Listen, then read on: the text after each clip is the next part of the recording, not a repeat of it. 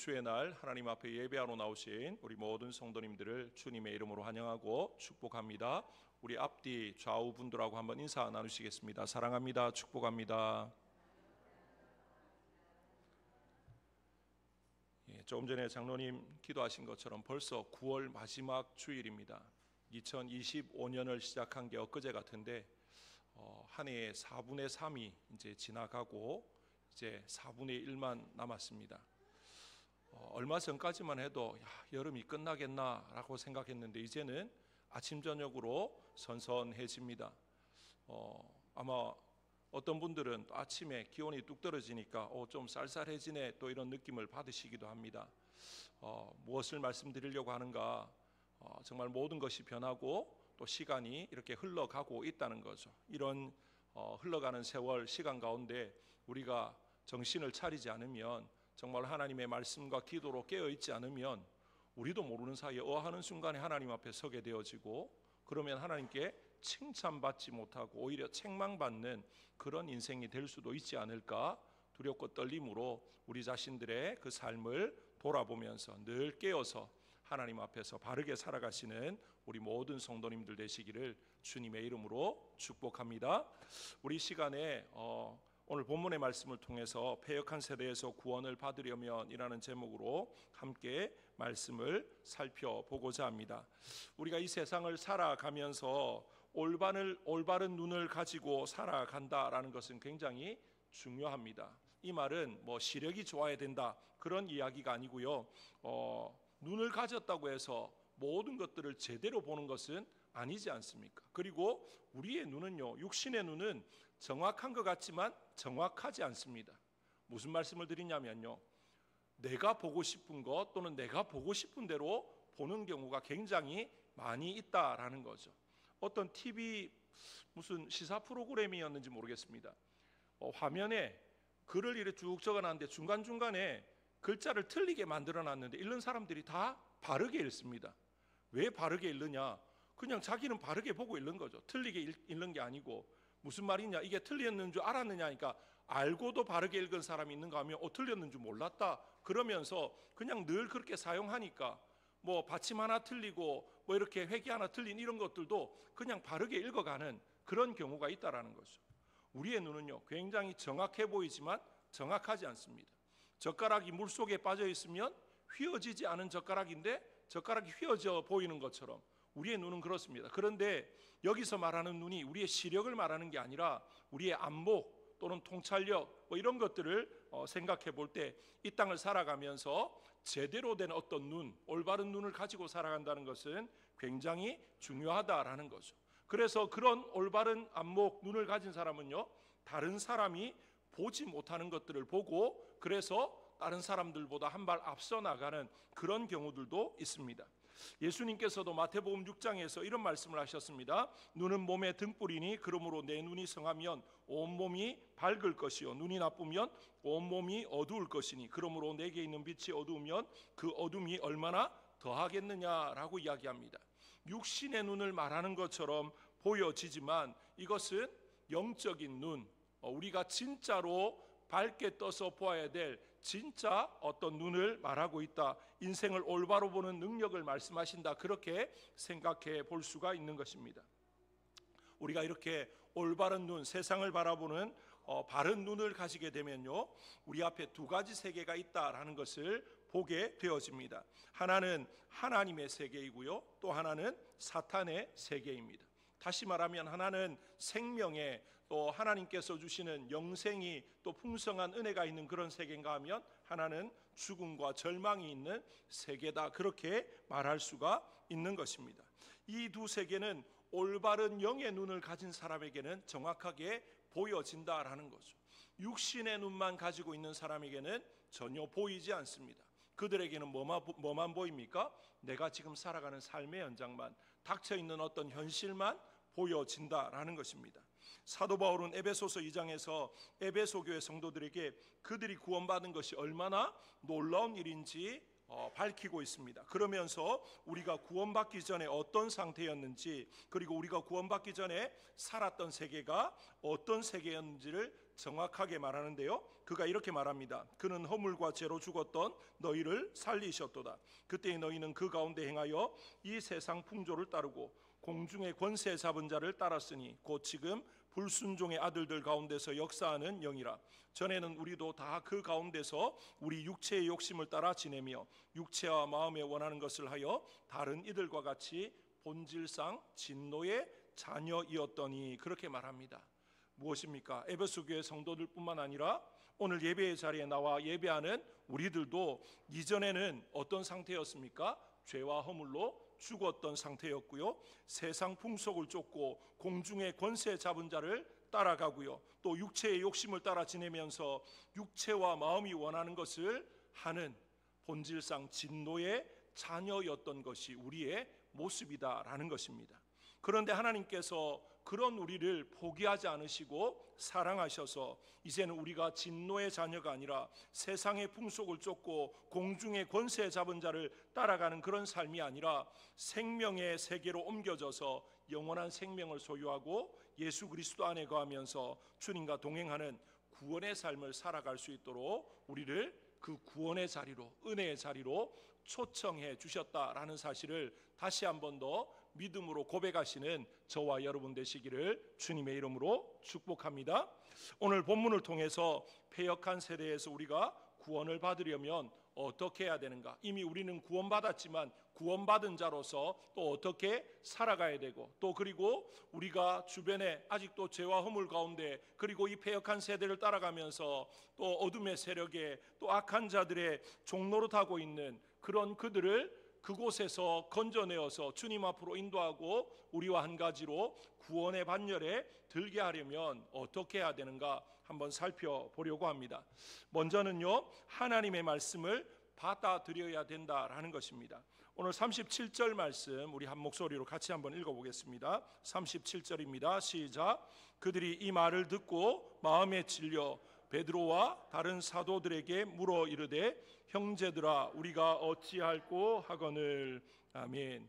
오늘 말씀해 보니까 모인 수천 명의 무리가 하나님의 말씀을 듣는 순간 베드로와 사도들이 선포하는 예수 그리스도 그 복음의 말씀을 듣는 순간 어떻게 되었다고 이야기합니까? 그 마음에 찔림이 있었다, 그렇게 지금 말하고 있습니다. 왜 이런 일이 벌어집니까? 그냥 하나님의 말씀 복음을 전했는데 왜 그 말씀이 그들의 심령에 찔림이 있고 그렇게 울림이 있을 수 있는가? 이 말은 사람의 말이 아니고 하나님의 말씀, 살아있는 말씀이기 때문에 그렇습니다.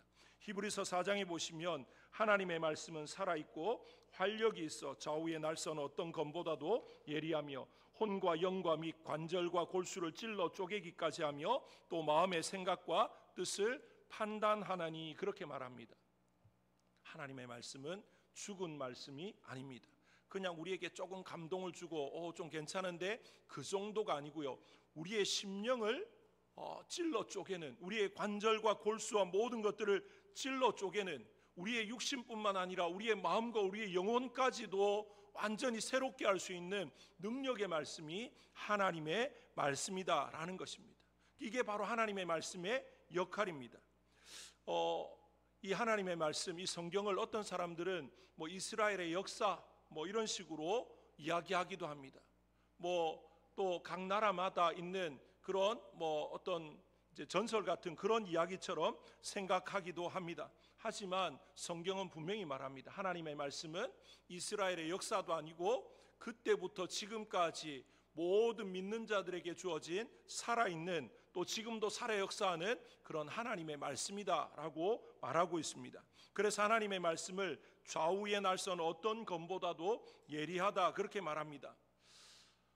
정말 예리한 칼, 뭐 가끔씩 어떤 뭐 영화나 이런 거 보면 뭐 보검이라고 하지 않습니까? 그런 칼들은 뭐 굉장히 날카로워서 뭐 못 빼는 것이 없다, 그렇게 말하기도 합니다. 뭐 그런 칼을 제가 본 적은 없습니다.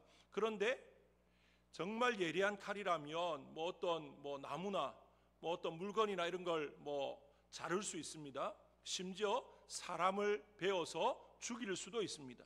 그런데 아무리 예리한 칼도 우리의 마음을 자를 수는 없습니다. 우리의 가슴은, 우리의 몸은 어떻게 벨 수 있고 자를 수 있을지 모르지만 우리의 심령, 우리의 마음, 우리의 영혼을 자를 수 있는 칼은 세상 어디에도 없다라는 것이죠. 우리의 마음, 우리의 심령, 우리의 영혼을 자를 수 있는 것은 오직 말씀의 검으로만 자를 수 있다라는 거죠. 그런데 그 하나님의 말씀, 그 검이 어떻다고 이야기합니까? 좌우에 날선 어떤 검보다도 예리하다라고 이야기를 하고 있습니다. 그래서 하나님의 살아있는 그 말씀이 우리의 심령을 자르고 우리의 마음과 생각을 감찰한다, 그렇게 지금 말을 하고 있는 것이죠. 이 말이 무슨 말입니까? 하나님의 말씀이, 그 말씀이 우리에게 선포되어지면 우리의 마음 깊은 곳에 정말 아무에게도 드러내지 않았던, 드러낼 수 없는, 꼭꼭 숨겨두고 나만 알아야지 들추어지면, 그게 발견되어지면 부끄럽고 수치스럽고 살아갈 수 없는 그런 죄악이기 때문에, 그런 비밀스러운 것이기 때문에 꽁꽁 숨겨두었는데 그 하나님의 말씀이 그 모든 것들을 우리 속에서 다 그냥 풀어 헤쳐지게 한다는 거죠. 다시 말하면 그게 죄라는 걸 깨닫게 되어지고 하나님 앞에서 통회자복하게 만드는, 이제 죄에 대한 수술을 할 수 있는 그 칼이 하나님의 말씀의 칼이다, 그렇게 지금 말하고 있습니다. 그러니까 베드로와 사도들을 통해서 선포되어진 그 복음, 예수 그리스도 그 십자가와 부활, 이 말씀이 모인 무리들에게 선포되어지니까 어떤 일이 벌어집니까? 그들이 찔림을 받습니다. 그러면서 뭐라고 이야기합니까? 우리가 어찌하면 좋겠는가? 그렇게 지금 통회하고 있는 것이죠. 정말로 하나님의 말씀 앞에서 이런 반응이 우리에게 날마다 계속되어질 수 있기를 원합니다. 하나님의 말씀이 선포되어지는데 무감각해서 저게 무슨 말이야, 지난번에도 들었는데 오늘 또 듣네, 그냥 그런 말씀인가 보다, 그게 아니라 들을 때마다 새롭고, 들을 때마다 내 죄악이 깨달아지고 내가 원래 죄인이었던 것이 깨달아져서 구원의 은혜에 감사하고 하나님의 능력과 사랑에 감격하고, 그래서 찬송하는, 또 우리의 또 허물들을 다시 한 번 더 하나님 앞에 내려놓으면서 회개하는 그런 역사가 우리에게 있을 수 있기를 원합니다. 그게 하나님의 말씀의 역할이고 하나님의 말씀을 제대로 듣는 사람이다라는 거죠. 그런데 이 하나님의 말씀이 선포되어진다고, 들려진다고 해서 모두가 다 이런 반응을 보이느냐? 그것은 아니다라는 것이죠. 사도행전 7장에 보시면 스데반 집사가 이제 아브라함으로부터 시작해서 예수 그리스도 십자가까지 정말로 아주 긴 구절에 이 한편의 설교를 합니다. 그런데 그때에 그 말을 들었던 많은 사람들의 반응이 뭐냐면요, 그들이 이 말을 듣고 마음에 찔려, 여기까지는 오늘 사도행전 2장에 베드로와 사도들의 복음을 전하는 이 말을 들었던 수많은 무리들과 다르지 않습니다. 그런데 그 뒤가 다릅니다. 오늘은 뭐라고 이야기합니까? 사도들이 찔려 이 말을 듣고 마음에 찔려 베드로와 다른 사도들에게 물어 이르되 형제들아 우리가 어찌할꼬 그렇게 했다면, 사도행전 7장에는 그들이 이 말을 듣고 마음에 찔려 그를 향하여 이를 갈거늘, 그렇게 말합니다. 같은 말씀이 선포되어졌는데 오늘 베드로와 사도들이 전한 것도 복음이고 스데반 집사가 전한 것도 똑같은 복음인데, 듣는 사람의 마음에 그 말씀을 정말로 좌우의 날선 어떤 것보다도 예리해서 내 심령과 골수와 관절과 모든 것들을 찔러 쪼개는 그런 살아있는 하나님의 말씀으로 받아들이면 회개가 나오고 그 말씀 앞에 찔림을 받고 어찌할꼬 통회하는 그런 역사가 일어나지만, 그게 하나님의 말씀으로 받아들여지지 않으면 찔림은 받는지 모르지만 그 이후에 오히려 그 복음을 향해서, 하나님을 향해서 대적하는 그런 말도 안 되는, 정말로 상상할 수 없는 그런 일이 벌어진다라는 거죠. 그래서 사도행전 7장에서 그 스데반의 설교 이후에 어떤 일이 벌어집니까? 모인 사람들이 돌을 던져 스데반을 죽이는 이제 그런 일이 벌어지고 만다라는 거죠. 오늘 이 자리에 나와 예배하시는 저와 여러분, 하나님의 말씀 우리에게 선포되어질 때 우리의 심령에 깊이 잘 박혀서 정말로 옥토 같은 밭에 떨어져서 100배로 60배로 30배로 결실하는 것처럼 우리의 마음이 하나님의 말씀을 그대로 흡수하고 받아들이고 하나님의 말씀을 하나님의 말씀으로 인정해서 우리의 죄가 드러날 때 하나님 앞에 회개하고 우리의 삶을 다시 한 번 더 말씀 위에 바로 세워가는 그런 놀라운 역사가 있는 저와 여러분 되시기를 주님의 이름으로 축복합니다. 그 다음에 또 한 가지는요, 이 패역한 세대에서 우리가 구원을 받으려면 하나님의 말씀에 우리를 맡겨야 된다라는 것입니다. 우리가 구원을 받기 위해서 또는 구원받았다면 하나님의 말씀에 우리 자신을 맡기는 것은 너무나도 당연한 일이다, 그렇게 말할 수가 있을 것입니다. 37절 제가 다시 한번 읽겠습니다. 그들이 이 말을 듣고 마음에 찔려 베드로와 다른 사도들에게 물어 이르되 형제들아 우리가 어찌할꼬 하거늘, 그렇게 말합니다. 이 누가복음을 사도행전을 기록한 누가는요, 수천 명의 사람들이 베드로의 설교를 듣고 난 후의 반응을 두 가지로 말합니다. 하나는 그들이 그 말씀을 들었을 때 마음이 찔렸다라는 것이고요, 이 말은 그들의 마음이 말씀으로 말미암아 열려졌다라는 거죠. 그 다음에 또 하나는 말씀으로 마음이 찔림을 당한 후에 그들이 반응입니다. 우리가 어찌할꼬, 이제 그 다음에 어떻게 해야 되는지에 대해서 이제 하나님 앞에 지금 반응을 보이고 있는 것입니다. 지금 모인 수천 명의 사람들은 말씀을 듣고 야, 이 말씀 좋은데, 정말 은혜로운데, 훌륭한데, 그 정도의 반응에서 끝난 게 아니다라는 것입니다. 하나님의 말씀으로 자신들을 비춰본 것이죠. 이전까지는 보고도 못 본 척했던, 그리고 숨겨두었고 아는 척하고 싶지 않았던 그것들이 하나님의 말씀으로 인해서 다시 한 번 더 재조명되어질 때, 다시 그 말씀을 통해서 나의 본 모습을, 나의 지금 영의 상태를 제대로 깨닫고는 내가 지금 심각한 상황이구나, 내가 죄인이구나, 그래서 내가 하나님 앞에 얼마나 처한지 알고는 하나님 앞에 무릎 꿇는 그런 모습이 있었다라는 것입니다. 그런데 놀랍게도요, 하나님을 제대로 만나고 하나님의 말씀을 제대로 받아들이는 사람 누구라도 이런 반응을 보였다라는 것이 성경에 소개되어집니다. 구약의 이사야 선지자 아시지 않습니까? 그는 성전에서 거룩한 하나님을 배웠을 때 뭐라고 고백합니까? 오라 나여 망하게 되었구나, 나는 입술이 부정한 자로서 거룩하신 하나님을 배웠다라고 하면서 어찌하면 좋겠는가, 그렇게 이제 하나님 앞에서 통회 자복하는 그런 모습이 있습니다. 그리고 오늘 본문에 복음을 선포하는 이 베드로, 처음 예수님을 만났을 때 예수님이 자기 배에 올라서 해변에 모인 많은 무리들에게 천국 복음을 전하시는 것을 가장 가까이에서 생생하게 들었습니다. 그리고 난 이후에 주님이 베드로에게 뭐라고 이야기합니까? 깊은 데로 가서 그물을 던져라. 던졌더니만 어떤 일이 벌어집니까? 지금 원래 베드로는요, 밤새 고기를 잡으려고 했지만 고기를 잡지 못하고 이제 하룻밤 이제 그 어업을 다 마치고 그냥 빈손으로 돌아와서 그물을 씻고 있을 때 주님이 배를 좀 띄우기를 요청하셨고, 그러고는 그 배 위에서 얼마만큼의 시간인지 모르지만요, 예수님을 그 배에 태우고 그 예수님으로부터 선포되어지는 그 말씀을 들었습니다. 그러고 난 뒤에 그물을 깊은 데 가서 던져라. 던졌더니만 어떤 일이 벌어집니까? 굉장히 많은 고기를 잡아서 자기 배에 다 실을 수 없어서 주변에 다른 배들을 불러서 나누어 싣고 와야 될 만큼. 그러고 난 뒤에 베드로의 고백이 무엇입니까? 와, 예수님 나와 함께 가시죠. 이제 예수님 나와 함께 하시면 나는 이제 거부가 될 겁니다. 이게 아니고요, 베드로가 그 예수님 앞에 무릎 꿇고는 나는 죄인입니다, 나를 떠나십시오라고 이야기합니다. 하나님의 말씀을 제대로 받아들이고 그 말씀에 제대로 그 심령이 부서지고 깨어진 사람은 어떤 반응을 보입니까?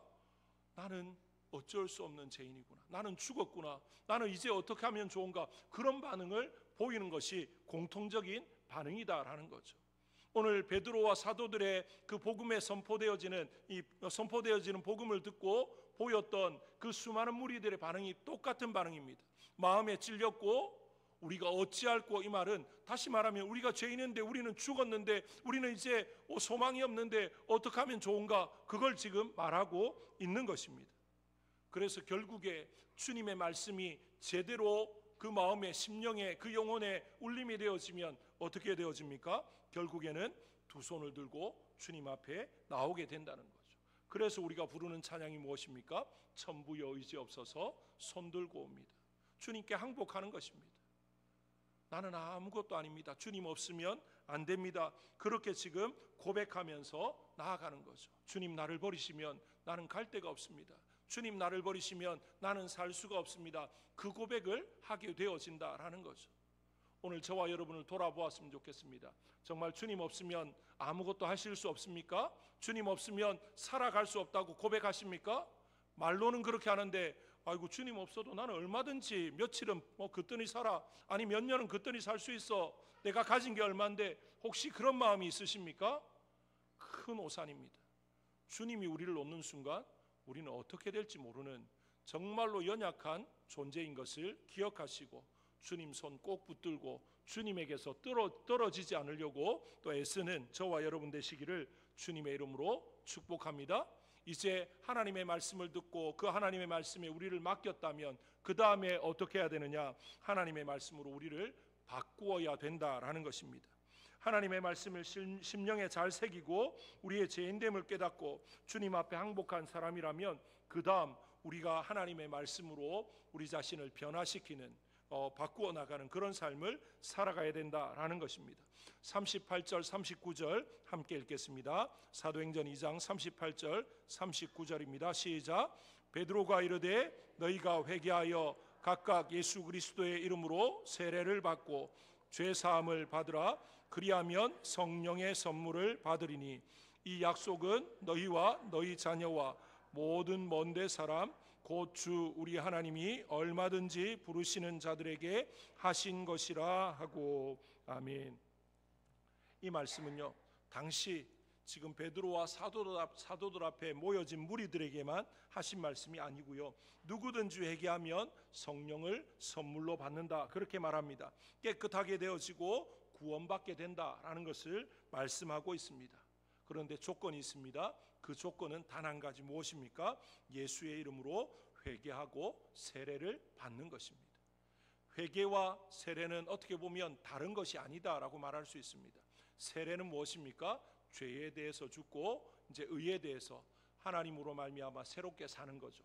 회개가 무엇입니까? 회개는 지난날에 대한 후회를 말하는 것이 아닙니다. 지난날의 잘못을 뉘우치는 그 정도를 회개라고 말하는 것이 아니다라는 거죠.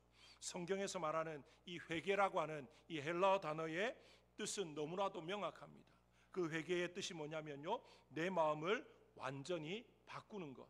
다시 말하면 가던 그 죄악의 길에서 돌이켜서 더 이상 그 길로 가지 않고 하나님이 원하시는 길로 내 길을 수정해서 그 길로 가는 것, 그게 뭐라는 겁니까? 회개다 그렇게 말하고 있습니다. 과거에는 내가 이런 태도로 이런저런 모습으로 살아왔는데 오늘 이 순간 하나님의 말씀을 듣고 그 말씀을 통해서 내 마음이 완전히 바뀌어지는 것, 그게 뭐라는 겁니까? 회개다 그렇게 말을 하고 있습니다. 오늘 베드로가 설교한 내용은 많은 말을 한 것처럼 보여집니다.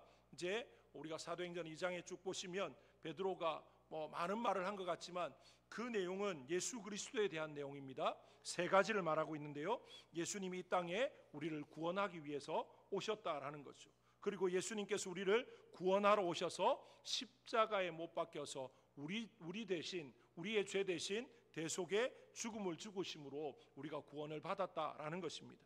그리고 한 가지는 그 예수님이 십자가에 죽으시는 것으로 끝난 것이 아니라 죽음에서 이제 살아나시는, 죽은 지 사흘 만에 부활하시는 이제 놀라운 역사를 보여주셨던 것. 그래서 그 예수님이 복음이고 그 예수님이 길이고 진리요 생명인 것을 말하고 있는 것입니다. 정말로 하나님께서 지금 베드로를 통해서 예수 그리스도 복음을 선포하게 하시고는 이 패역한 세대에서 구원을 받으라 강하게 말씀을 하고 있습니다. 40절에 또 여러 말로 확증하며 권하여 이르되 너희가 이 패역한 세대에서 구원을 받으라 그렇게 지금 말하고 있습니다. 이 땅 가운데서, 이 죄와 허물 가운데서, 이 어두움의 세상 가운데서 구원받는 유일한 방법은 예수 그리스도 그 십자가 복음밖에 없다라는 사실을 다시 한 번 더 기억하시고, 먼저 우리를 그 십자가로 예수 그리스도의 보혈로 구원하신 하나님 앞에서 이제는 우리가 뭘 해야 되겠습니까? 우리를 통해서 구원받아야 될 자들을 구원하게 하시는 그 사명을 허락하신 하나님 앞에서 순종함으로 나아갈 수 있기를 원합니다. 그 일이 이제 우리에게 맡겨진 일입니다. 우리가 날마다 구원받은 자로서 구원에 합당한 삶을 살아가야 될 이유가 여기에 있는 거죠. 이제 우리가 더 구원을 받고 우리가 더 뭔가를 해야 돼서 그게 아니고요, 우리를 통해서 아직도 옛적 우리의 모습인 죄의 종노릇하고 있고 어둠의 또 이 세상 주관자들의 종노릇하고 있는 이미 죽어 있는 저들을 주님 앞으로 인도해서 그들에게 새 생명이 들어가고 그들로 하여금 이전의 모든 삶을 청산하고 우리와 한 가지로 새 생명을 가지고 천국 백성으로 이 땅에서 살아가게 하는 것, 그게 우리에게 주어진 사명입니다. 그 일을 위해서 날마다 우리도 어떻게 해야 됩니까? 말씀으로 새롭게 되어지고 말씀으로 우리를 점검하고 말씀으로 날마다 변화시켜가는, 그래서 말씀을 읽고 듣고 지키는 삶이 계속 반복되어질 뿐만 아니라 그 삶을 통해서 우리 이웃들에게 또 이 지역사회에 우리가 만나는 모든 사람들에게 우리의 삶의 모습을 통해서 복음이 전해지는, 우리가 그들 앞에 가서 날마다 성경을 읽어줄 수 없지 않습니까? 우리가 성경을 읽는다고 그들이 듣습니까? 하지만 우리의 표정이, 우리의 손짓 발짓이, 우리의 말과 행동이 하나님의 말씀이 되고 복음이 되어서 그들에게 선포되어지게 하는 것, 그게 우리의 사명인 줄로 믿습니다. 그래서 성경은 우리를 그리스도의 편지다, 그리스도의 향기다, 그리스도의 사신이다 그렇게 말하지 않습니까? 우리는 뭐 사람 누구 이게 중요한 게 아닙니다. 나는 좀 무시당해도, 나는 좀 어떻게 되어도 나를 통해서 예수 그리스도 그 복음이, 천국이, 하나님 나라가, 하나님의 영광이 선포되어지면 그것으로 만족하고 그것이 우리의 존재 목적인 것을 분명히 아시고 오늘 이 하루도 우리의 남은 모든 날도 살아갈 수 있는 저와 여러분 되시기를 주님의 이름으로 축복합니다. 그래서 11월 16일 새생명 축제 때 우리 주변에 많은 분들을 초청했으면 좋겠습니다. 작년에 오셨던 분들 또 오셔도 됩니다. 그들이 한 번 들었다고 변화됩니까? 아니요. 2번, 3번, 10번, 20번 언제 변화될지 모릅니다. 어느 순간에 변화될지 모릅니다. 그러니까 계속 복음 앞에 설 수 있는 기회를 그들에게 제공해야 되는 것이 우리의 사명입니다. 우리가 해야 될 일이다라는 거죠. 교회는 그 일을 위해서 물질을 드리고 또 우리의 수고와 헌신을 또 쏟아 부어야 되는 것이죠. 왜냐하면 그 한 영혼은 뭐보다 귀합니까? 천하보다 귀하기 때문에 그렇습니다. 우리 한 사람 한 사람은 예수님의 그 피로 값주고 산 정말로 존귀한 존재이지 않습니까? 우리만 존귀한 게 아니라 구원받아야 될 저들도 하나님의 형상으로 지음받은 존귀한 존재인 것을 기억하시고 우리가 더 수고하고 더 기도하고 더 힘쓰고 애쓰는 그런 우리 교회, 우리 모든 성도님들 되시기를 주님의 이름으로 축복합니다. 우리 시간에 합심해서 한번